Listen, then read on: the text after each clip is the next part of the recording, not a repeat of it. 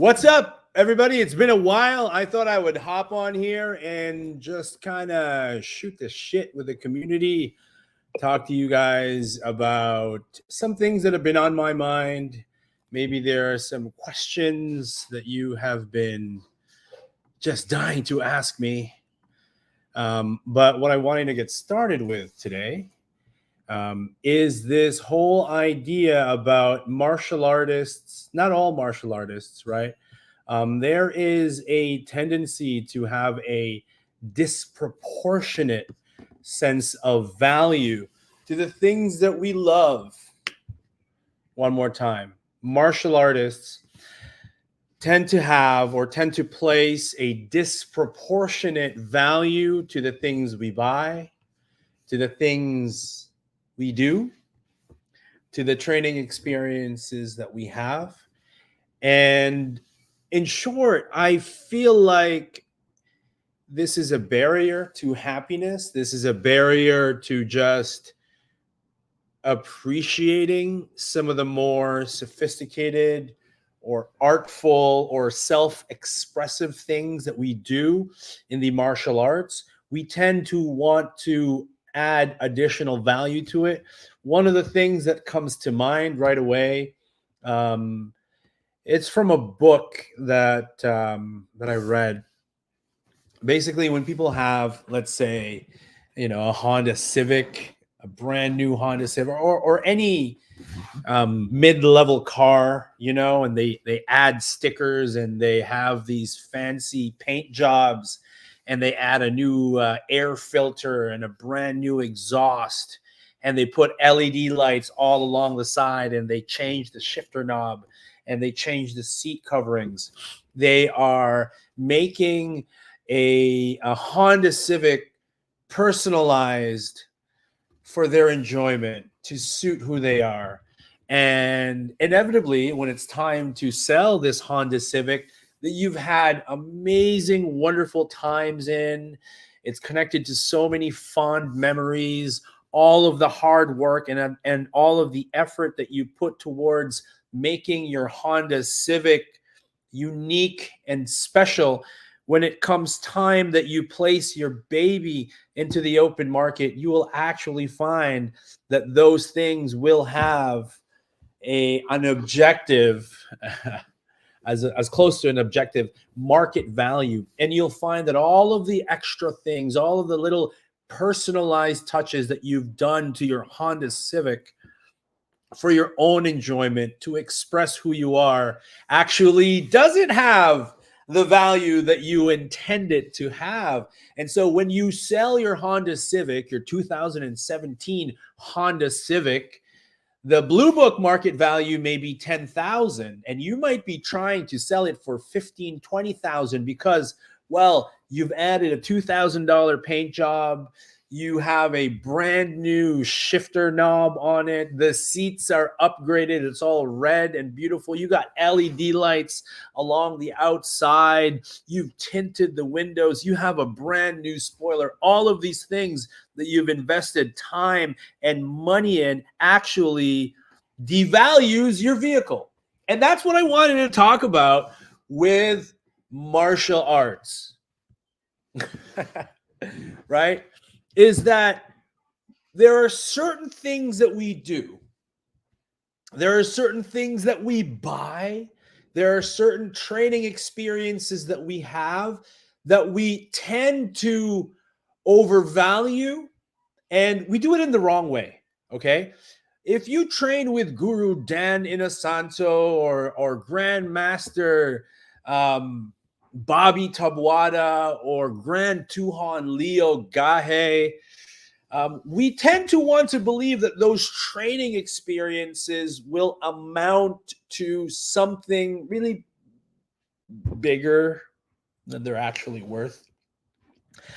I'm not saying that those things don't have value. I'm saying that the value of those things tend to be personal, and they may not extend past you. So let me give you a few examples.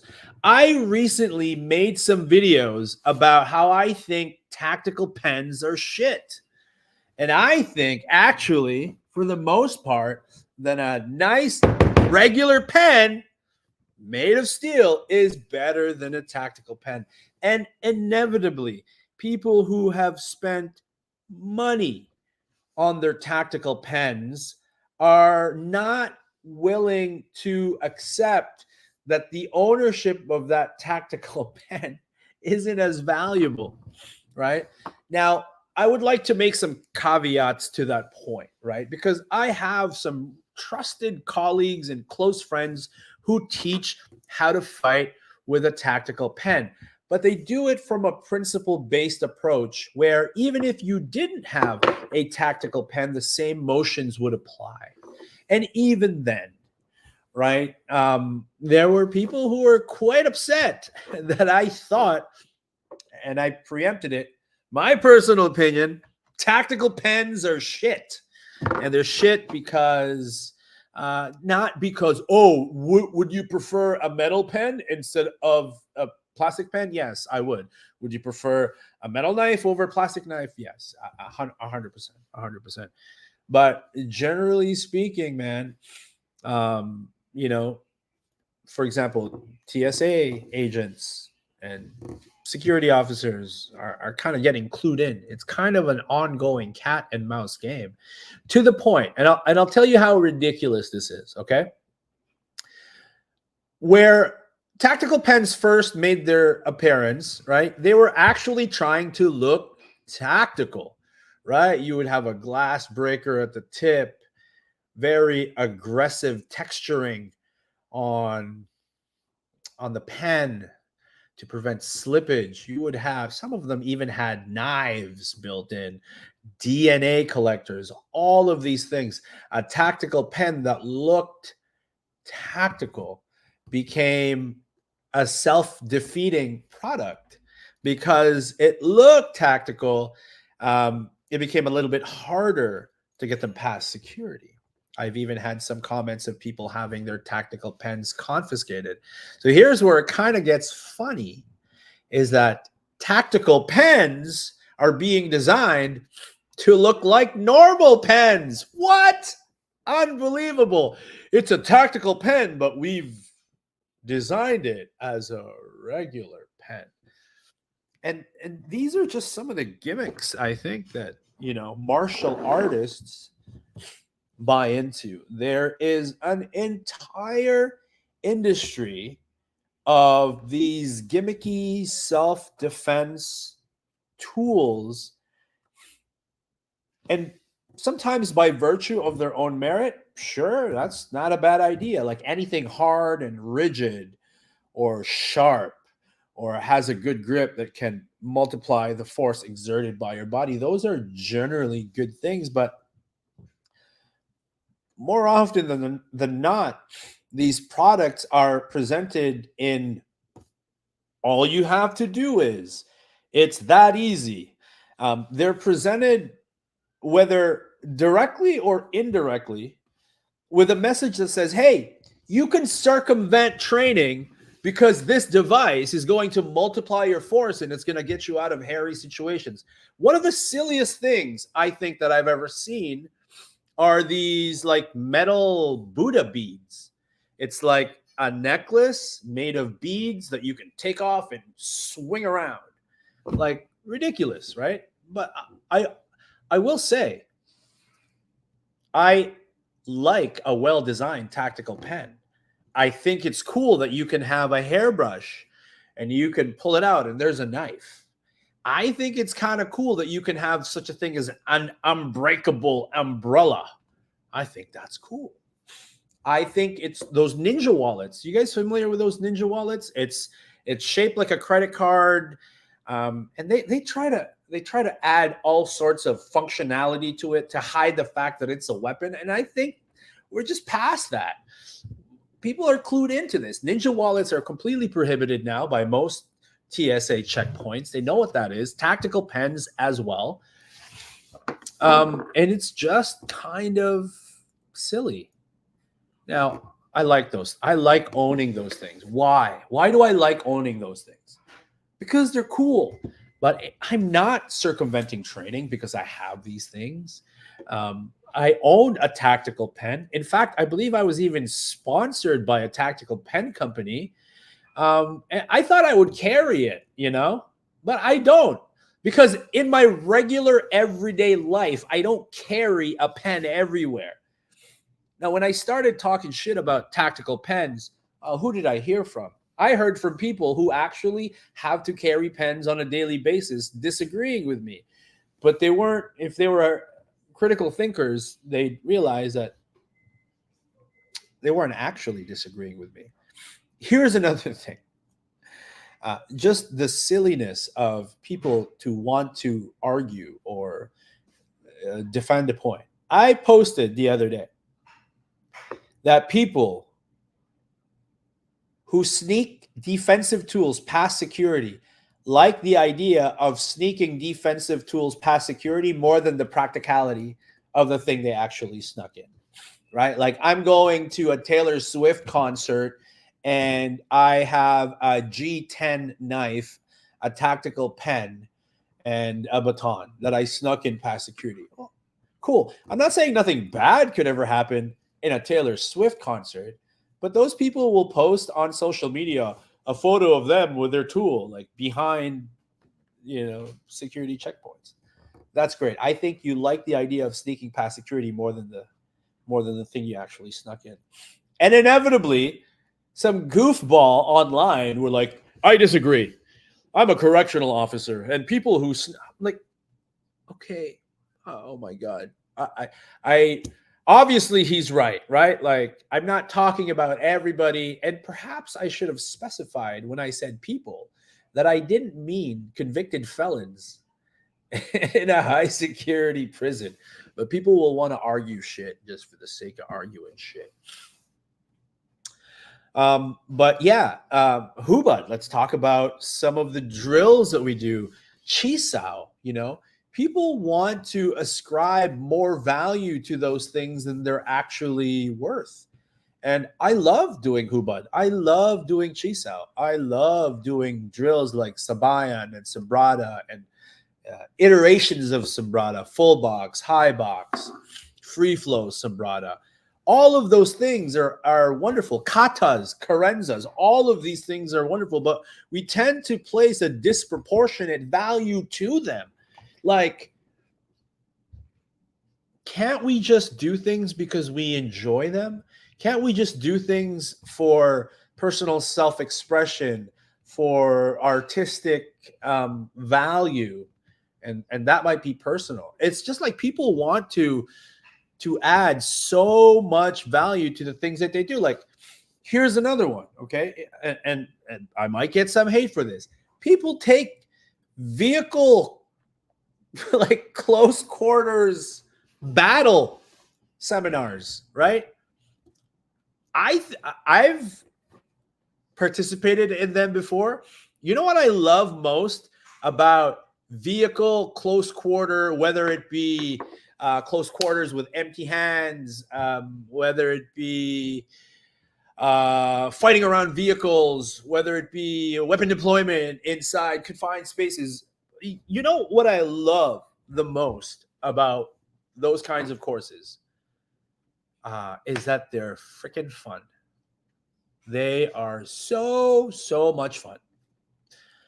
There's a lot of learning, and it's like learning how to, skateboard or Croatian cuisine. Whenever you jump into a brand new learning platform, and this is the most important thing, is like your brain does this thing where every new thing you learn, like, your rate of learning exponentially just explodes. Every new thing is something brand new, and your brain, like, pumps dopamine. It makes you feel good for mastering a new thing or getting closer to executing a particular skill. Those things are lovely. It could be a dance class, but it seems like in martial arts, we can't just enjoy those things really for what they are. We want to ascribe more value to them. Another one might be like, look, do I really need to know how to escape from a very skilled group of assassins looking to kidnap me, right? Knowing how to break different forms of restraints, right? The vast majority of people who take them, I think, have a disproportionate sense of their importance. And you can tell who these people are in those classes. You know, they're the people with no law enforcement and military experience, but kind of fake that 1,000-yard stare. Uh, it's just like, bro, let's just enjoy it. All right, let's go try to make shanks out of pens. Right, let's enjoy that process without thinking this could really happen. And I'm not one of these guys who have their heads buried in the sand who think, well, that could never happen here. Of course, yes. Of course, I can be kidnapped by a team of assassins, restrained, blindfolded, thrown into a trunk, and then hung upside down and left alone. And I will need to know how to escape from that restraint condition and evade. That would be freaking great. But I'm going to enjoy that learning process a whole lot less if I really think that this is going to happen to me. It is not. I know civilians who take firearms courses inside makeshift airplane fuselages. Like, what the I think that would be really cool, by the way. I would like to know some tactics on rifle manipulation while I'm in a plane. I would love that. That would be so much fun. And I think if I were ever in that course, I would be having more fun than anybody in that course because it's never going to happen. Okay. And I could enjoy that. And this is what I mean. It's like martial artists don't want to be honest and confront the objective real world value of the things that they love to do.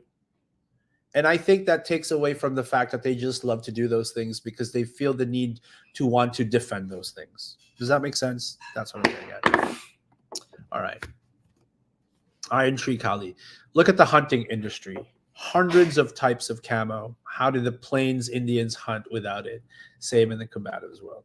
Yeah. And again, I'm all for it, man. I'm not trying to dissuade people from buying cool shit because that would be severely hypocritical of me because I love cool shit all day long. I love them.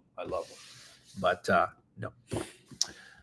Okay, in the age of consumption, we do not buy things to use them, but we pay for the feeling of being someone or being part of the community. Yes, things that make people feel more badass and are not hard to carry. So, absolutely.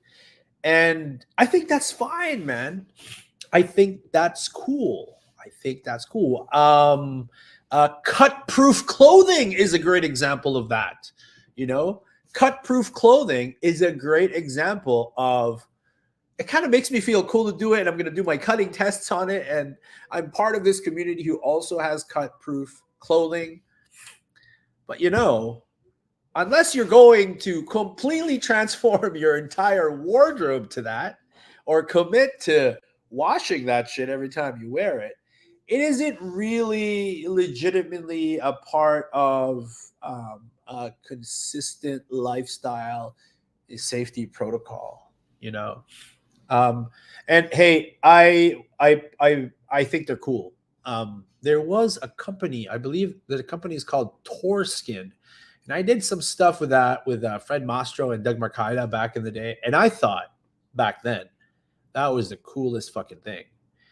It was garment. Some of them were sweaters that were slash resistant. Okay. And that was a distinction because you could never say slash proof because that's a legal liability. So it's a high degree of slash resistance. But if you fucking puncture it, you're screwed, right? You're done. You can definitely puncture through it. And so what did this company do?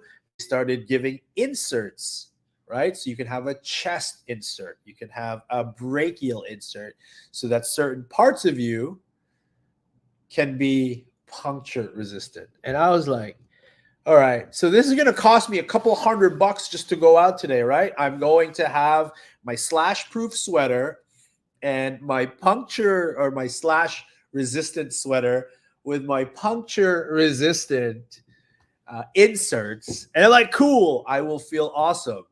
But then I'm not going to wear it on Tuesday or Wednesday. So anyway, that's what I wanted to say.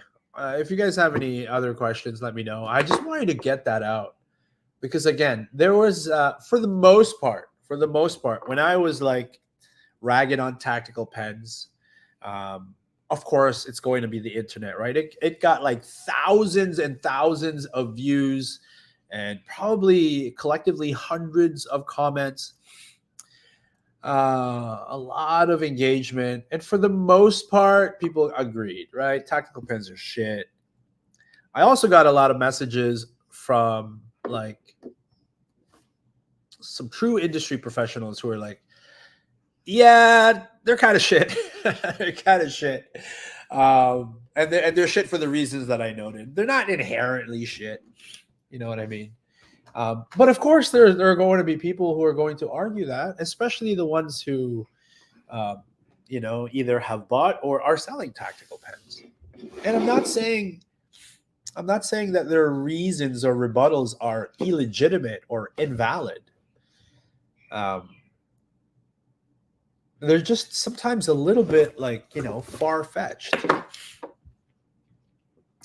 But Artur, this is a really brilliant commentary. In the age of consumption, we do not buy things to use them, but we pay for the feeling of being someone or being part of a bigger community. This is why like certain like martial arts or Filipino martial arts systems get you to buy everything that they fucking sell, like they become mandatory. And I think that's a slippery slope, once you make the purchase of goods mandatory, so it's a really slippery slope, And there are some Filipino martial arts out there that are just like, holy, I have to buy this, I have to buy that, otherwise I can't train. Ooh, okay, I don't know about that. In Britain, we use a normal pen. If we use normal pen, we're okay. But if we use a Sharpie or tactical pen, it's classed worse than carrying a weapon because we're trying to hide the purpose. I carry a torch everywhere and a pen most of the times, and I've traveled the world and only got asked once in Ireland why I had such a torch. Yeah. The flashlight that I have, actually recently, it always gets stopped for secondary inspection. I believe, if I'm not mistaken, it's because of the battery type. But they're like, oh, it's a flashlight. Cool. But yeah, and the other thing is, look, another fucking internet example, okay? I said, do you really need a defensive weapon inside of a plane? I mean, do you really need it? And of course, there was somebody who commented, well, the passengers in those flights during 9/11 certainly could have used them. And what am I supposed to fucking say to that?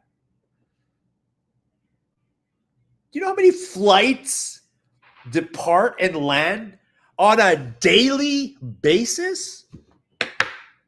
And that's going to be your argument? Okay, cool. I suppose every time we go to the beach, we should be packing a knife and shark repellent. And I could say, no, you don't need a knife and shark repellent when you swim at the beach. And then somebody is going to say, well, what about these 3 shark attacks that happened recently in Australia? And I'm going to be like, okay, bro, but you're in Lake Ontario and there are no sharks in this lake. It's like that. The whole fucking industry is like that. It's like, why can't we just enjoy some of the hokier shit that we do. Like, I love playing with a sai, you know? I love playing with a karambit.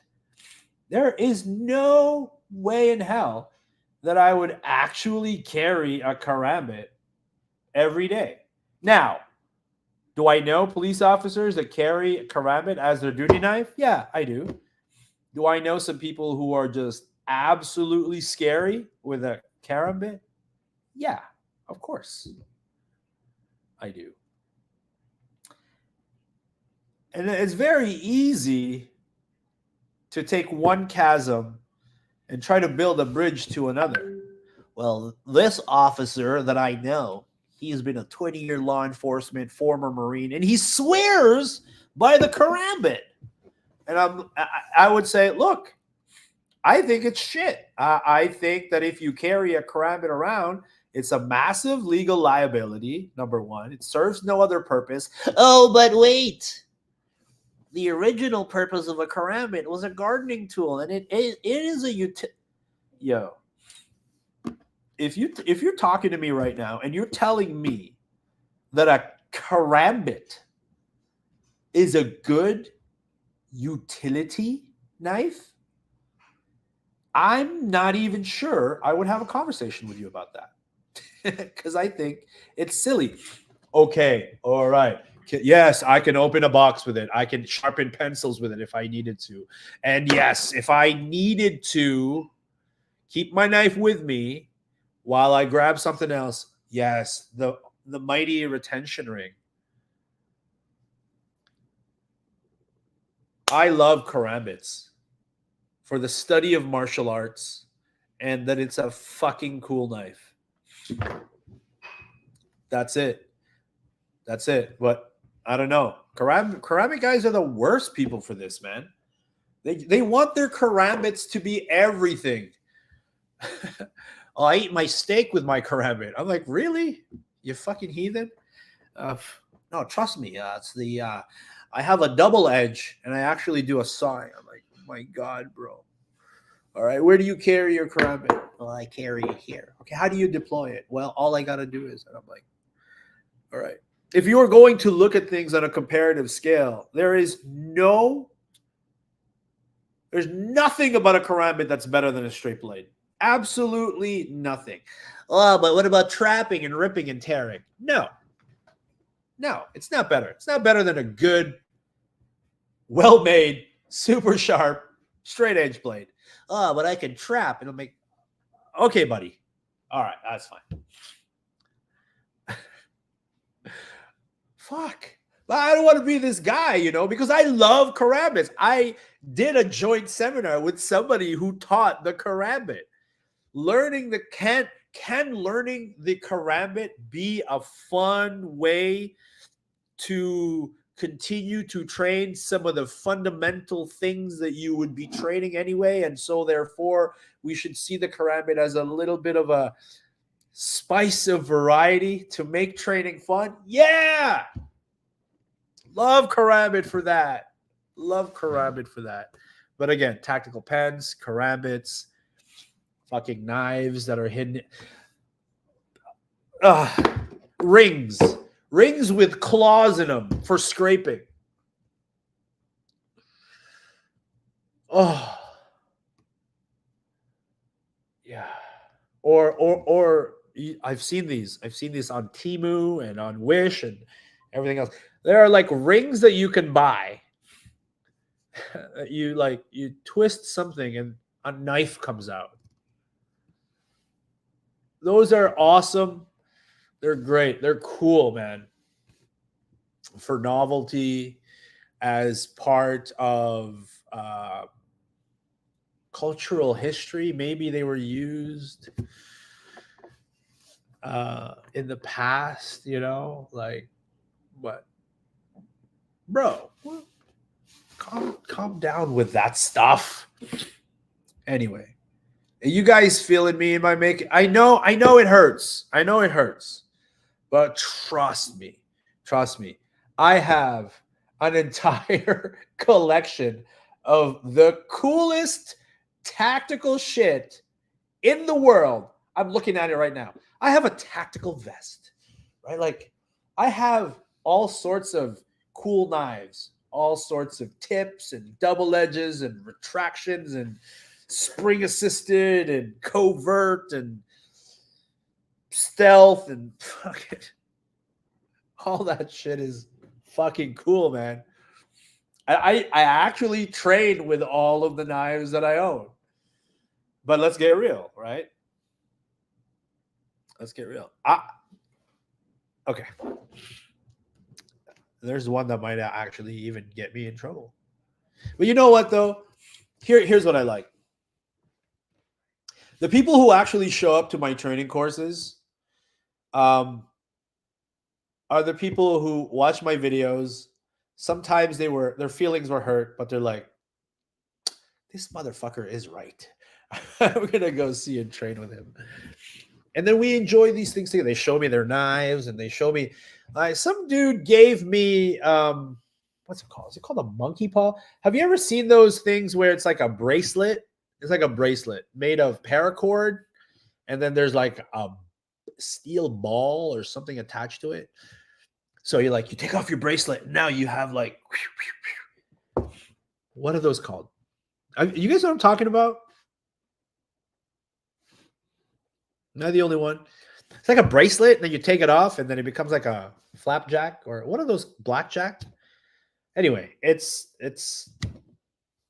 and like stuff like I carry around a padlock inside a sock, or coins inside a sock, or like just all of this stuff, bro. Like just learn how to punch. God damn it, just learn how to punch. Or how to block stuff. Monkey fist. That's it. Nick, thank you, amigo. I love it. I love it. Yes, monkey fist. Yeah, they're called monkey fists, right? I think those things are so gay. But I love them. Like somebody gave me one and I'm like, this. And I wasn't being insincere. I'm like, yo, this is kind of cool, right? But it's in my collection of cool tactical shit that isn't actually tactical, right? Let me go plug something that my buddy makes. And here's an example, okay? Yeah, cool ninja shit. It's right here. And you're gonna want this because this is fucking cool as shit, bros. It's made by my buddy John from Up Knife. It's that. And there's a version that's a sai. Fuck, let me think on the side. Might as well. He gave me that. I didn't even open it yet. It's like a sai. It's a retractable sai. It's a retractable sai. Who doesn't want a freaking retractable sai? I want it. And I do. I'm going to open this right now. Ugh. It's a freaking retractable sai, you guys. Like, that's dope. I would play with this. I like, that is freaking cool. It's like well engineered. It's got a cool graphic. There's a button that you press here and it releases the locking mechanism. And this side becomes this. Oh, and that's actually sharp. So I got to be careful. It's an oversized sai. Now, I will say, this is a pretty shit self-defense tool, okay? And then somebody will tell me, well, you can hold it like this, and that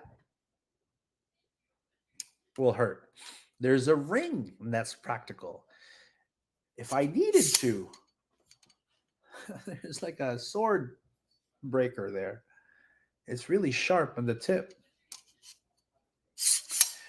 Oh, so bro, you're telling me that if I hit you with that in the head, that you wouldn't feel it? No, that's not what I'm saying. I'm saying this is a pretty shit self-defense tool. And if I have problems coming to grips with that, I'm going to enjoy how fucking cool this thing is.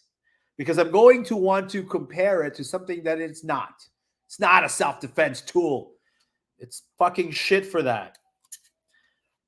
but it is fucking dope. It is so cool. I don't know how to use a sai. Oh, that's super dope. Now, something like this, which is also made by Upknife. It's got a pocket clip. It's got a retention ring.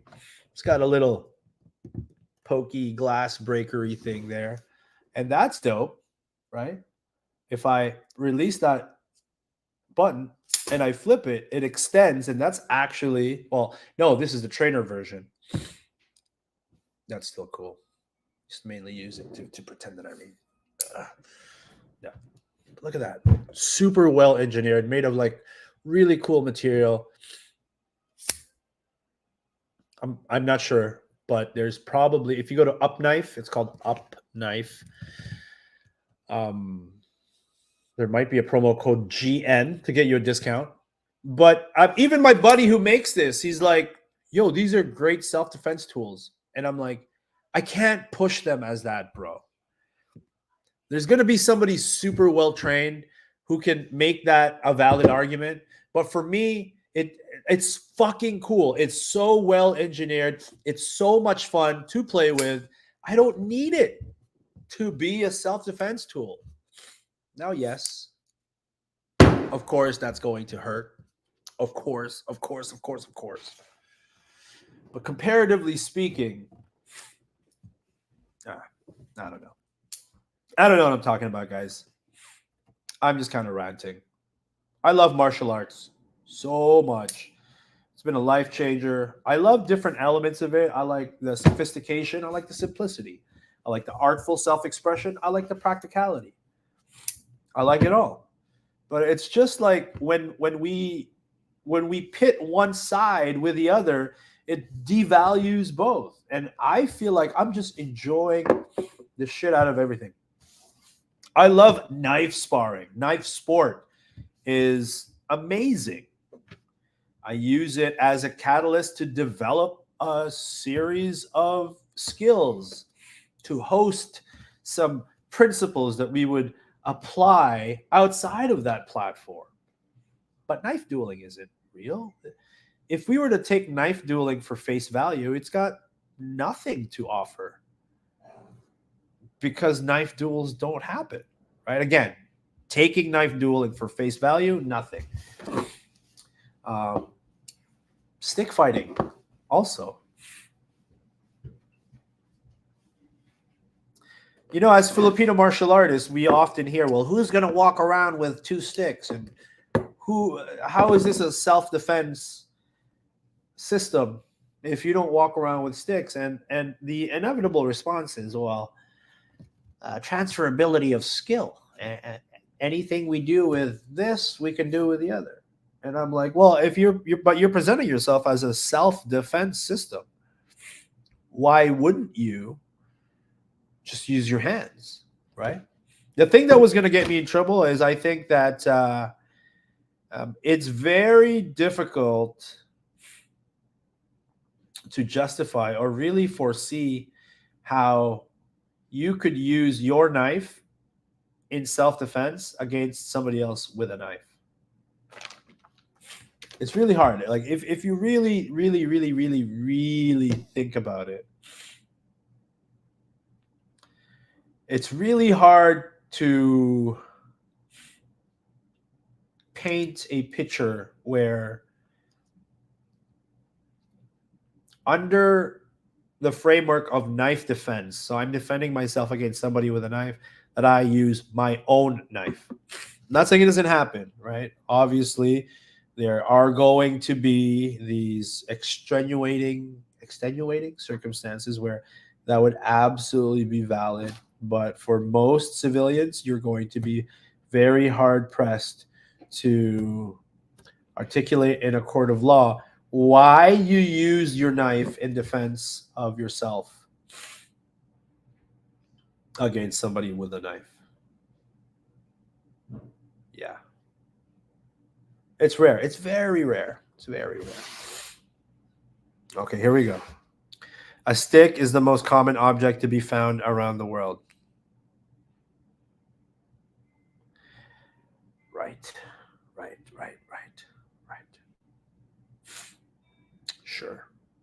I guess.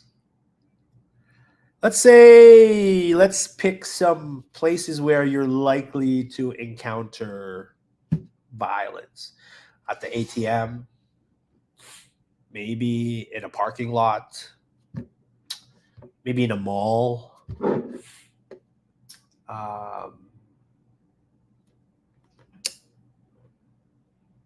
You're gonna find a stick. You're gonna find a stick there? I don't think so. And see, that's another thing. The stick is the most common object to be found around the world. That's, I mean, to justify stick fighting as a form of self-defense. I don't think stick fighting is a legitimate form of self-defense at all. Makes no sense. Now, can we use stick training as a little sprinkle of variety to train fundamental fighting concepts? Yes. But it has almost no face value training benefit for most people. Okay. Yes, if you're a law enforcement officer or you carry an expendable baton, sure. But that's really it. Not a whole lot of face value training benefit. And so if you're going to be a Filipino martial arts academy and you're going to propose being a self-defense system rather than a martial art, if you're going to make that distinction and pit those two things against each other rather than being part of one another, well, that's a lot. That's a lot that you need to be able to justify,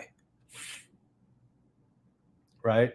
If you're going to do Dumog, for example, and you don't have a solid live energy training protocol to train all of those brutal locks, then you're not really being honest. Okay. Use a knife in New York for self-defense, especially in New Jersey. We're going to go same in Canada, bro. Same in Canada. Same in most places around the world. Right? But you do knife training. I do knife training. It's fun. It's great. Now look, and I have done this. If somebody wants to come to my seminar for knife defense, I discussed that the probability of you having to need this skill set is slim to none. Probably closer to slim than none. It's never none. I'm very clear with this. We look at data, right? When I was in Sweden, or when I was in the UK, I was in the UK, and like, did you know that Sweden has a higher rate of knife crime per capita than the UK? And they're both very, very low. They're both very, very low compared to just like assaults with our hands and fists. It's very, very low. So for me, even within the framework of a knife defense, self-defense, practicality lens, even under that framework, I can't bring myself to be one of these guys who are like, this is like life and death, is super serious and fucking blah, blah, blah. I'm like, look, we can train like them. We can train like those super serious people. We're going to employ logical, repeatable, safe, rational training protocols to address common attacks, common attack trajectories, and maybe even common scenarios under which these things could happen. But hey, we're going to have fun doing it, okay? Really going to focus on the skill development part, because while it's important to, play scenarios and like be all super intense, that's not really where like skill development happens. So we're going to have fun developing skill. We might even play some games in order to extract some of these skills under some semblance of stressful conditions, we're going to play games to do that. Gamification is one of these things that's still like severely misunderstood. Like, I play a lot of knife games. I've developed a series of knife games, and they are games. We try to win games. We don't try to win drills. And these games have rules, and inevitably you'll find some like really stupid martial arts instructor saying, or combatives instructor, it's like, how can you be playing games? It's such a serious thing. Like, they don't understand what gamification really is. And they tell me, well, Paulo, there's no rules in a knife fight. Why do you have all of these rules in your knife games? And I'm like, well, because we're not knife fighting right now. We're in a class. We're trying to develop skills. I'm trying to manufacture elements of real world without presenting the actual real thing so that we can develop these skill sets. I'm trying to find a way to safely infuse intensity, competitive energy, while maintaining your safety in a training environment. Because you may be the biggest, strongest, most agile, most experienced person in that room, but you might be partnered up with somebody who isn't you. And if you're unable to regulate and scale your effort based on the person in front of you, well, there are legal ramifications to that as well, right? Excessive use of force, that kind of thing. And I think this is why a lot of my seminars are very well attended. Some of them are small, and I treat them the same. If I have 5 people in a seminar, or if I have 10 people in a seminar, or if I have 40 people in a seminar, I put my best foot forward, and I make sure that they have good training experiences and that they come away with value, while also being supremely honest with them, right? But very few Filipino martial artists attend my knife work courses. And I think that's partly my fault. I think that's mostly my fault, actually. Because when I release videos of my workshops, sometimes it can look really fucking intense, right? Like, holy shit, look at all these big people doing crazy things, exchanging real energy. And I think in the Filipino martial arts, there's still a hesitance or a resistance to that. And that's a presentation thing. Like, I could certainly reveal the truth about my knife courses, and that is that they're completely accessible to anybody and everybody, no experience necessary. In fact, sometimes I prefer that you don't have experience, but you come with some level of fitness and a good mindset, like enthusiasm and a passion to want to learn these things. Those are my favorite students. But I also like teaching knife as a martial art. Sometimes I might call knife as a martial art like a counter-offensive seminar. And depending on the people who are there, I will still relate some of the drills and games and protocols and practices that I have to real world stuff. But it's important that we have fun.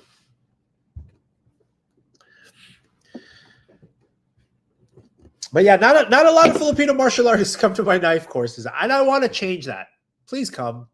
I think the ones that do, I've had some high-profile martial artists or Filipino martial artists come to my seminars, and they fucking love it, man.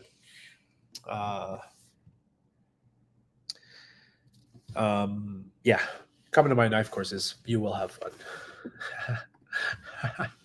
How dare you have fun and let people enjoy themselves? Fucking hell. Hi, Guru. Oh, gosh. Okay. What do you think about pocket sticks or kubatons? I would think that they'd be very effective if you know how to use them. Even a bit lighter. Plus, it's legal. Yeah. I think pocket sticks and kubatons are absolutely shit. No, it's not shit, man. But like, it's one of those things, bro.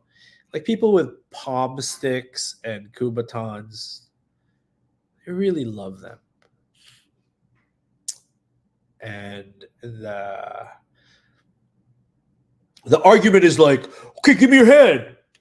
And I'm like, oh, fuck did you do that for? That hurts. Like, see, it works. I'm like, yeah, I could do that with a fork. You could carry around a fork. I could do that with a rock. I could do that with chopsticks. Again, kubatons, palm sticks, all of these things. Where do most people carry them? Right, like on their keys as a keychain, in their pocket. Deployment's going to be an issue. When you're gripping something, you forfeit the ability to grip something. Yes, you can drop it. Yes, it hurts. Yes, it's a force multiplier. But people aren't really training enough with them for it to really count. Yeah, I don't want to rag on like kubatons and pocket sticks too much. But again, when they're presented as a way to circumvent training because they are technically force multipliers, right? They're cool. I don't want to hurt people's feelings about them. They are cool.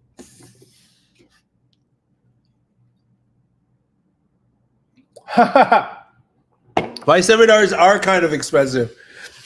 I'm sorry. Let me say this. One of my seminars with Raul Martinez, it was a joint seminar. It was a 2-day seminar. It was like $400. Yeah, that's expensive. My seminars, if it's going to be over 4 hours, it's going to be over $100. Too expensive. Because I'm not trying to compete with Filipino martial artists when it comes to my knife work seminars. Because understand that when a market is saturated, the value drops. And there are so many Filipino martial artists out there who are charging peanuts. And I'm like, I get it. I get it. You want people to come to your seminars. You're gonna price it at $20. You're gonna price it at $40. I get it. But you're not charging what you're worth. I spend a lot of time, a lot of unbillable hours preparing for my seminars. And I've had extraordinary, overwhelmingly positive reviews from the seminars that I teach. And I'm being called back by the people who have asked me to visit and teach. So yeah, it is. Yeah, seminars should be expensive. Sorry. And I'm going to raise my prices just for that. No, but there is such thing as market value. It really depends where you are. Like if you're in some parts of Europe, the market value for a seminar is like $40, $45. It doesn't matter if you're like nunchuck Jesus, like they're just not going to come if they have the perception that it's overpriced. But I'm not going to lower my price to appease the market. I'm going to charge what I think my seminars are worth. And believe it or not, I've had people say that I'm not charging enough for the value that was provided for that seminar. Yeah. But yeah, that's a whole other thing. Yeah, all seminars are expensive. Cool. Yeah. So I want to talk to you guys about something. Whenever I meet people for the first time and it's a brand new set of people, my seminars start with a classroom presentation. And typically the classroom presentation is anywhere between 30 minutes. I've had it go as long as hour and a half, almost 2 hours. And that all depends on student engagement and participation. But if you take any tactical training courses, it almost always starts with a front loading of information, what to expect, what are we going to do, an examination of criminal trends relating to the seminar that you're taking, whether it be a defensive pistol or a knife defense course, even a preliminary fundamental pistol course will begin, if it's a good one. You don't begin by fucking getting out on the range and drawing your pistol and saying, okay, how's everybody's pistol manipulation? It always starts with a classroom presentation. It always starts with the instructor setting their expectations and laying down the foundation of expectations for students in attendance of that class. That's how I run my seminars. Depending on the amount of time that I have, sometimes I might condense that, and it might just be a discussion about what to expect. It also makes the seminar. It makes the seminar run very, very smoothly, because when I front load information, I eliminate 90% of the what if questions, and the questions that come out of my seminars are like intelligent and rational, and they may be specific to that individual. They're good questions, right? Of course, I'm never going to eliminate all of the. There are people who go to seminars and ask questions not to learn, but to have an opportunity to present what they believe is a better way. I fucking hate those students. Those students are dumb. Just kidding. But you know what I mean? Some students will ask questions not to learn, not to actually be receptive to the answer that you might have, but to propose an alternative, to get a moment to present what they believe is a better solution. And here's an analogy that I use. If I'm an Italian guy, all right? Hey, I'm an Italian. I'm from New York. And I pay money to go to a Chinese cooking class. I'm not going to go to the chef who is teaching me and say, oh, that's not how we cook our noodles. No, I'm going to fucking listen. I'm going to try to learn. I'm going to try to understand why they cook lo mein differently than spaghetti. But you can't get rid of these people in seminars. But I must say, this year, why is it got, hey, buddy, come on, fuck off. Because I don't know why. I don't know what it is. But like old school New Yorkers, fucking rednecks from the South, like old school island people, Eastern Europeans, they fucking love me, and I fucking love them. I think there's just like, I don't know what it is. Yeah, fucking rednecks from the South, people from New York, like old school dudes from New York, island Caribbean people, not island Caribbean, you know what I'm talking about, right? Like Jamaicans and fucking all those people. And fucking Eastern Europeans, they fucking love me and I love them. Those are like my favorite people to just drink with. They're fucking great. Probably because like we have the same like twisted sense of humor. And we're kind of just like we're like, figure it out kind of guys. Fucking figure it out. What are you asking me for? Like that kind of like, what a stupid fucking question. Figure it out. That, I don't know how to articulate it, but this is why those people and me get along really well. What the fuck was I talking about? Totally forgot what I was talking about. Knife defense? Was I talking about knife? Talk about my seminars. Yeah, my seminars are dope, man. Yeah. But I think next year I'm going to start, because I taught a lot of knife defense fucking shit this year, man. Don't get me wrong. I love it. I love knife defense stuff. But fuck, there's so much cool guy shit that we can do with knife work that has no bearing on practicality whatsoever, but it's just fucking cool knife work, you know? Cool fucking knife work. I love knife work. So stay tuned for that. I think I'm going to teach some cool knife shit. Stuff that will land you in jail. Oh, yeah, that's what I was talking about. I was talking about front loading information. So there are a few things.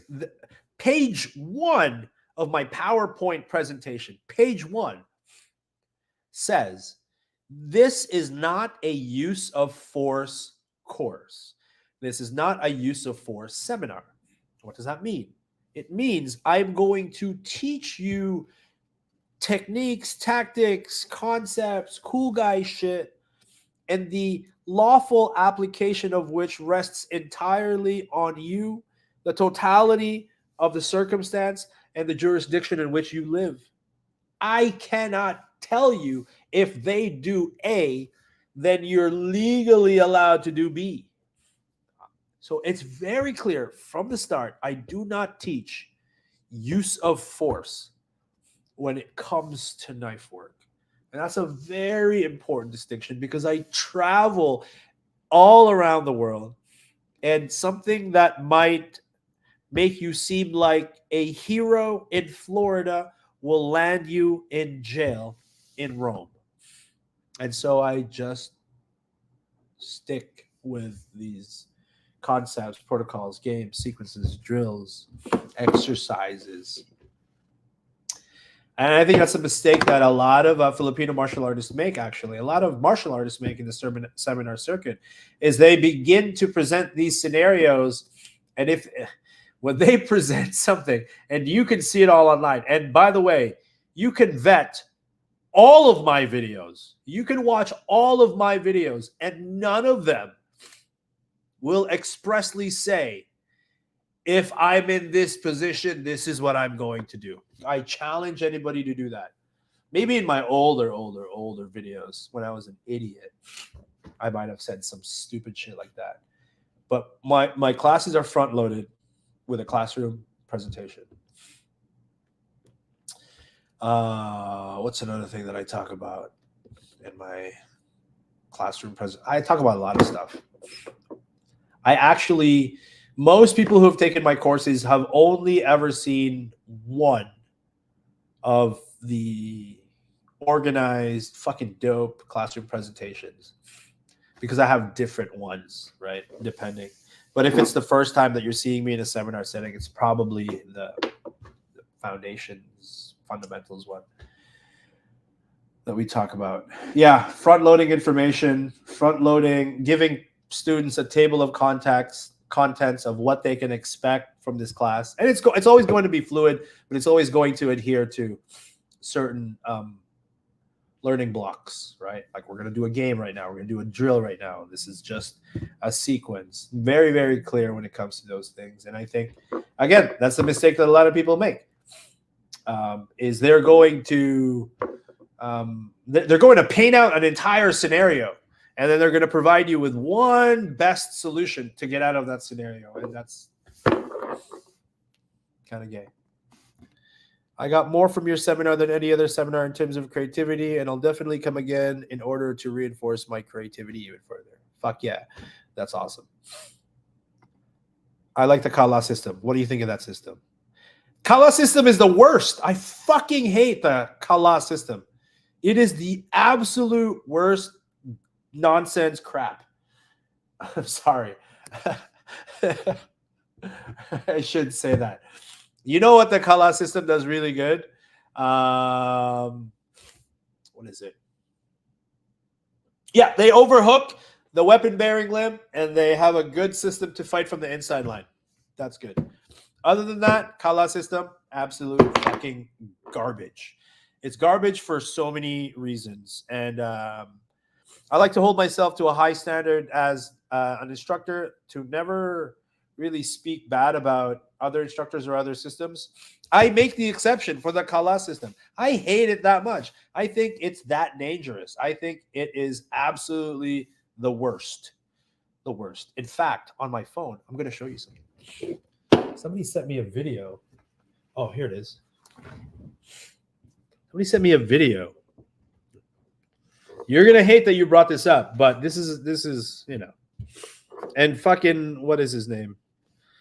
Edon is not gonna like this very much. He can't take criticism very well. So somebody sent me this video. I'm not gonna play the audio for you. Let's watch it together. Okay. Sorry, this is fresh. Okay, so gun threat, and then knife threat. And he is going to show a gun disarm that allows you to simultaneously defend against a knife attack. Boom. Oh my God, amazing. Yeah. You know why that's absolutely a useless fucking garbage scenario? Because you have a guy with a gun to your head that's somehow not pulling the trigger. Presumably, bad guy A and bad guy B are together. So if the idea is to actually kill you and to stab you, why does that guy have a gun to your head? It's that kind of stuff. This shit is presented as reality. There's a lot of theatrics. And the actual training is pure theatrics. Here's something you guys need to be able to discern from watching training videos. There's a lot of training videos that look super fucking intense. They try to paint theatrics and cinematic sensibilities to them to make you believe that they are real or realistic. They do a lot of yelling and a lot of preamble to the actual skill development. And then this fucking garbage comes up. Remember, 2 assailants. One guy has a gun to your neck. The other guy has a knife. They want to kill you. So you're going to teach how to defend that knife strike while you're disarming the gun? Bro, so freaking ridiculous. Well, people, I mean, look, really, did that take a whole lot of brain power to just immediately determine that this scenario is flawed and illogical? Not to mention severely improbable. No, it's impossible. Did it take that much brain power? Look at this. I'm going to teach you how to block this knife while I simultaneously disarm this gun. Here's how not to do it. And this is why you should extend as you block. Please no, please no. Garbage. Absolute garbage. And there's so much of that. You know what the Kala system is really good with, though? Yeah, it's acquiring overhooks and underhooks, fighting from the inside line position. All the other crap, all the other theatrics is just absolute nonsense. Absolute nonsense. Sorry, dude. Sorry, Albert. Sorry, Albert. You know what? Don't stop. In fact, buy all of their modules. They're freaking great. They're amazing. And no, I just, there's so many of these Kala guys who are like so brainwashed. And then they'll watch one of my videos. And I'll give you an example of one of my bullshit videos.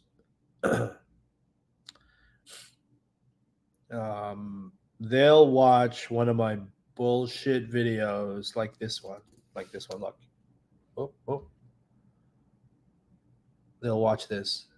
And they go, look, this guy's teaching you dangerous things. This is unrealistic. And I'm like, yeah, this is fucking choreography. It's fucking bullshit. This is not how it goes. That's never gonna happen in real. What is that? It's art, bro. It's choreography. It's to develop timing for something that's really never going to happen in real life, which is do a fucking gunting.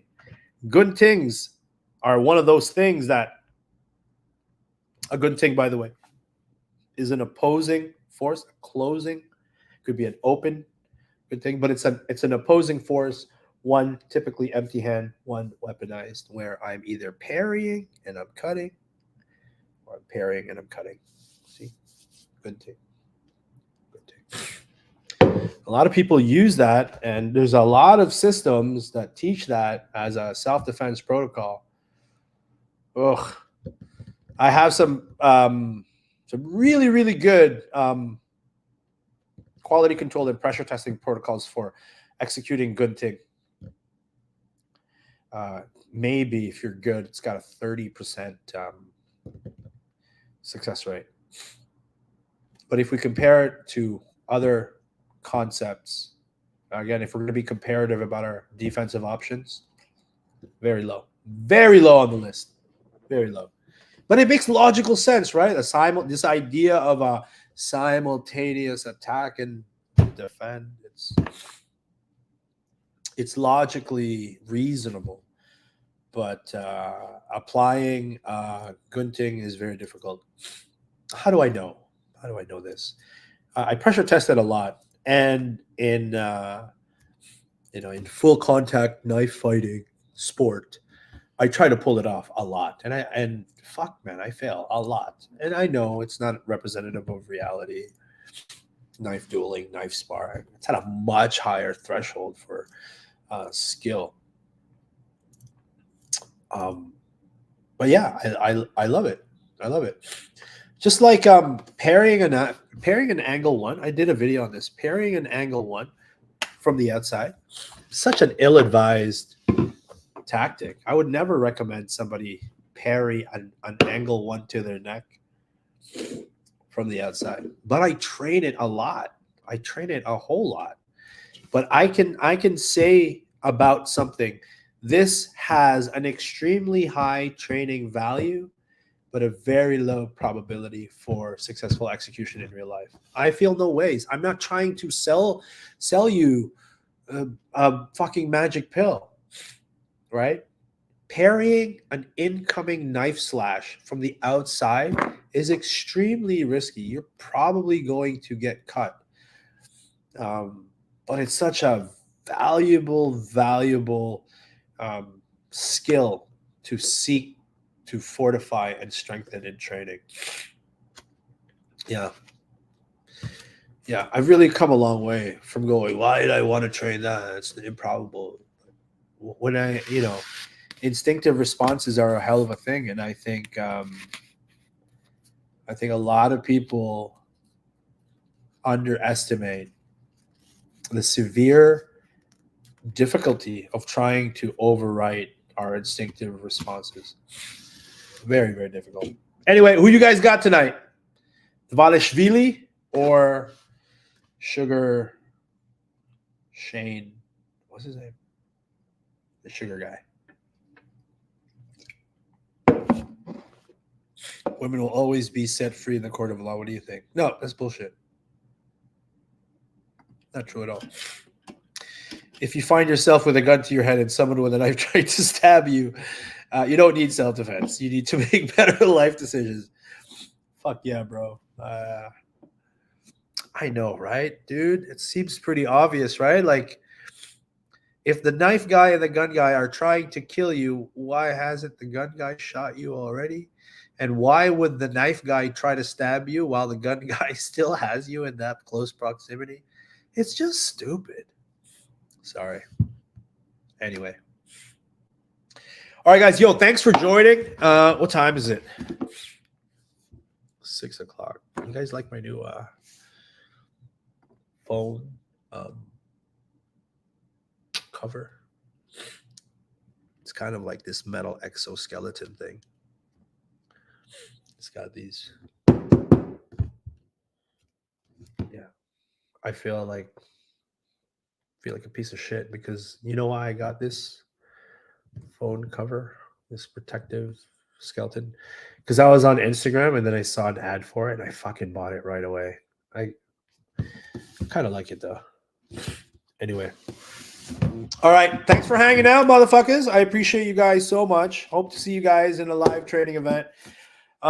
Make sure you're following me on Instagram. I trust that you are. That's where I post most of my stuff. Instagram. Okay, here, in case. Follow me on Instagram at GN_Funker Tactical. Ooh, I got another one. Because I freaking love Filipino martial arts so much. I started another account called Filipino Martial Arts Class. You can follow me there. Shabam! There it is. Yeah.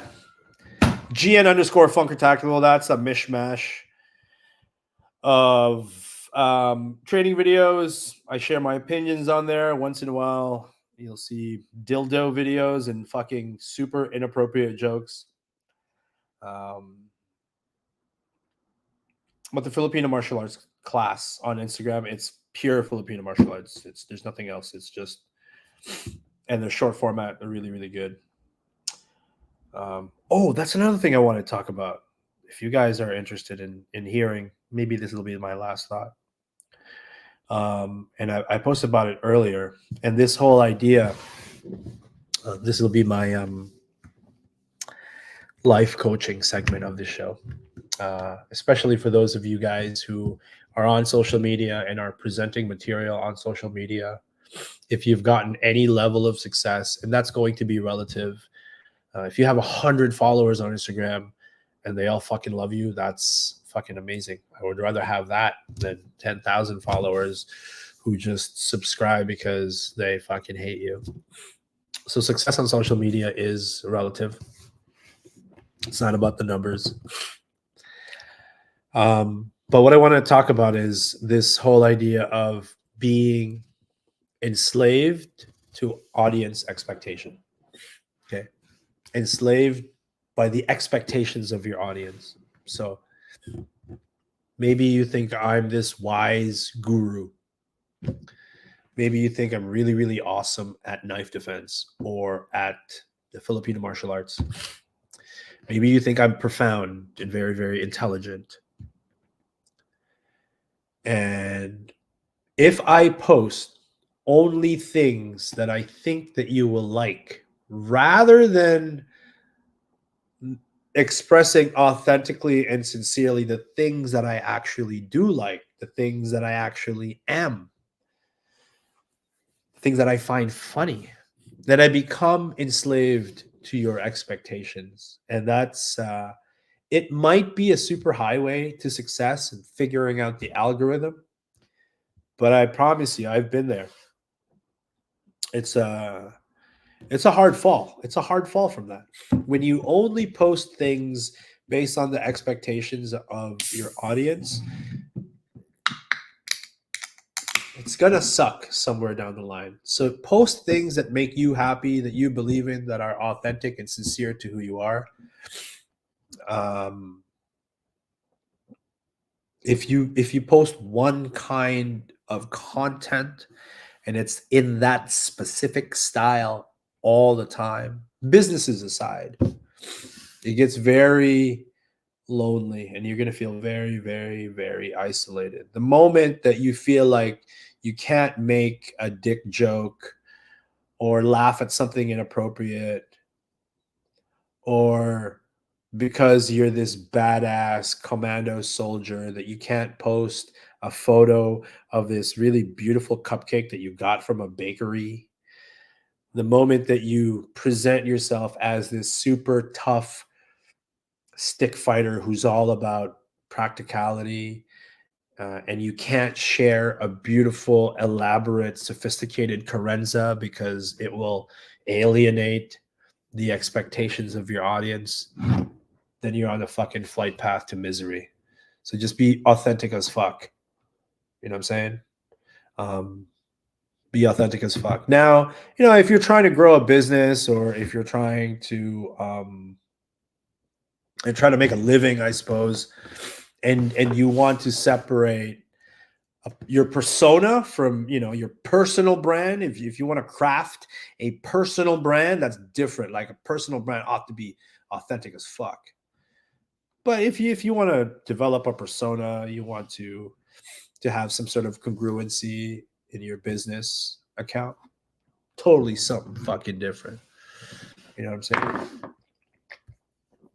All right. Adam, keep posting your shit, bro. All right.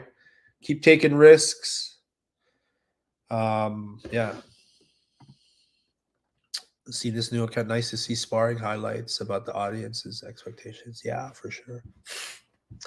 Yeah, we've recently gotten back to stick fighting because one of my students, he's all about dog brothers and even my son. We really focus on point fighting for a while because of this whole there's like cool WCAF and PCAF tournaments here.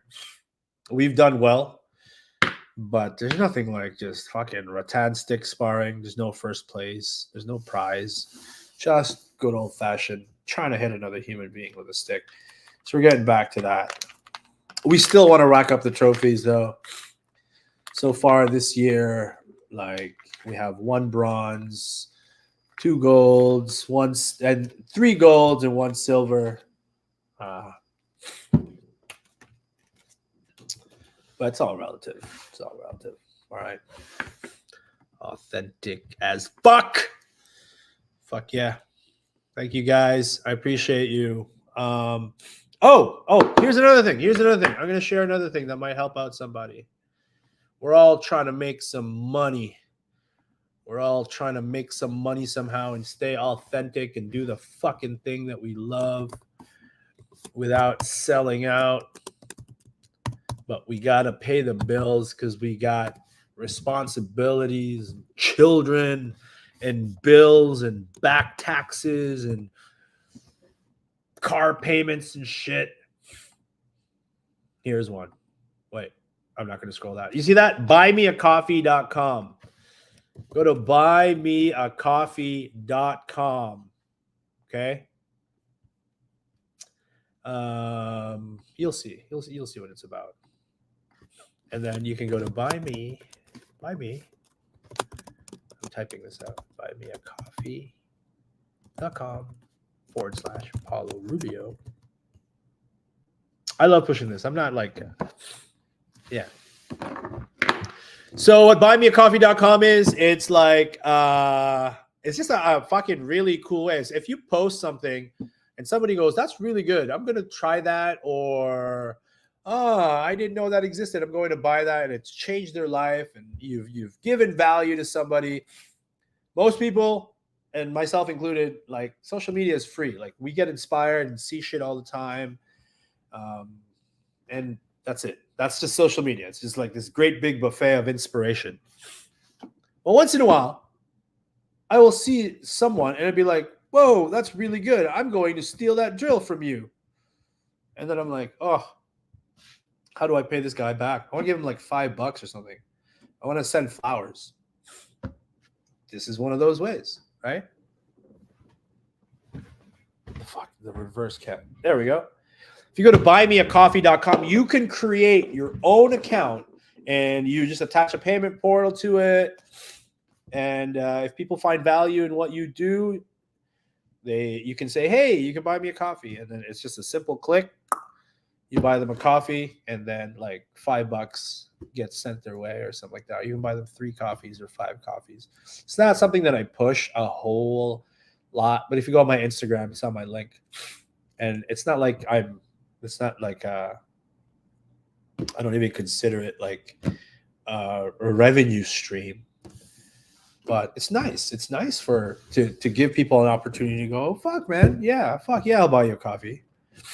So it's more of a symbol, and you don't get nothing. By the way, if you buy me a coffee, you don't get exclusive perks and pictures of my nipples. You don't get any of that. It's just in real life, if we were talking and you're come on, let's go get a coffee. My treat. It's kind of like that. It's fucking clean. And I love it for that. So go ahead and sign up, utilize it. There's no referral code. I'm not going to make any money for that, but it's better to have it than not. And yeah, buymeacoffee.com. It's a great way. It's a great way to do it. And then you can create QR codes and stuff. So if you're out, you're teaching seminars, and you can just be scan this if you want. It's kind of kind of like an OnlyFans Patreon vibe, minus the, nipples. Oh, fucking hell.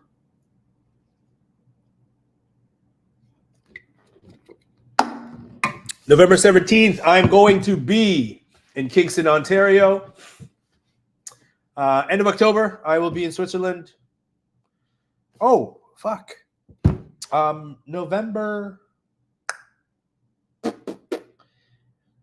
8th, I'm going to be in Salt Lake City. Kind of like short form. It's going to be a 3-hour seminar, but I'm going to be in Salt Lake City anyway, hanging out with Grand Tuhan, my homie, Jared Wihungi. We're going to be filming some material. I'm going to be doing a little bit of training, so I have some time, and so we're going to do a little seminar. That'll be cool. I'm going to be teaching in Calgary on the 6th, and I think that's it. I know there's a bunch of people that asked me to do seminars like in San Diego, in North Carolina.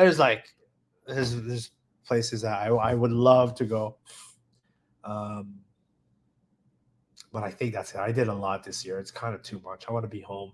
I don't want to do anything in December. Oh, I'm going to be in New York City. I'm going to be in New York City in November. Try to catch me in New York City. Yes, that'll be fun. Bunch of Asians are going to be there. What the fuck does that mean? Is that racist? No. Yeah. So here's where I want to go. I'm just going to bring it out. I'm going to send it out to the universe. And some of these are already in the works. I want to go back to Colorado, to Denver, Colorado Springs, to teach a seminar there. I love the mountain people. I want to teach in Hawaii. I want to do a seminar in France and Korea and Australia. I want to go to those places, and Alaska, Alaska. So Alaska, Hawaii, Australia, Paris, and Colorado. I will be in Stockton next year, which means I'll also be in San Francisco, and I'm definitely going to be back in LA to do a series of seminars there. Those places are great. I love them. But what's another place I really want to teach at? Germany was dope. Italy was dope. I'm going to get to go to Switzerland. Sweden was fucking amazing. What's another super awesome European country that I gotta visit? Fucking Poland's dope. I was in Poland a bunch of times. Poland's super awesome.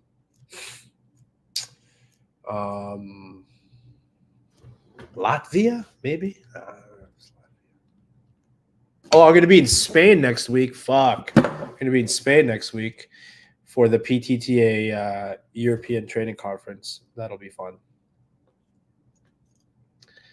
But that's it. All right. Well, I hope to see you guys. Fuck. I love you guys, man. I'm so blessed to be able to do this. And as much as possible, I want to help out as many people. This is why I kind of share my findings and I drop some gems and all that shit. Hopefully it's of value. All right. You guys good? Oh, yeah. Fuck. I'm on my... Oh, I didn't even check. Shit. I'm on YouTube. I'm on my personal account, and I'm on my GN account right now. Cool. All right, motherfuckers. Yo, love you guys. Be good. Do something awesome or not. Hang out. Have some beer. Watch the UFC. Eat some pizza. Eat some fucking wings. Destroy yourself. Go have a cigarette. Do all the things that you're not supposed to. And then tomorrow... fucking deal with the consequences and sort it all out. Made the Sunday sparring meeting. Yes, you fucking Polskis. This guy's fucking really good. He's really good at sparring. I will go to Poland to learn some tips from this guy. This guy's a multiple-time world champion. And when I posted, yo, I fought a world champion. There's so many fucking haters. Oh, what's a world champion in knife fighting? I'm like, this motherfucker is one of the best knife sparring dudes I've faced. Super fucking accurate, super precise, very hard to read. Yeah, find this guy. Find this guy on Instagram. He's really good. Really, really good. Really, really good. Super, super good. Knife sparring. And I gotta get back into knife sparring, man. Yeah. Yeah. I want some of those face masks that you use. Maybe can you message me? I would like to buy some of those. You had some really cool half face mask, like not full protection, but anyway. Fuck it. I've been trying to leave here for fucking so long. God damn it. You're welcome, bro. I mean it. You know, this guy came to my seminar in Germany with like 4 of his thugs, and they're like, "We want to spar you." I'm like, fuck, bro. I can't spar in case I get injured. I'm fucked. I'm going to Italy after this. And then I was like, fuck, all right. Like, you guys are so great. You guys are super awesome in that class. And I'm like, let's go spar. And it was great. It was fantastic. I got smoked by a bunch of Polish guys who came to my seminar. I love it. No ego whatsoever. I'm coming to Poland and I'm going to learn from you. You have my word. One day that will absolutely happen. All right, guys. Peace out. Thank you very much. I'll see you later.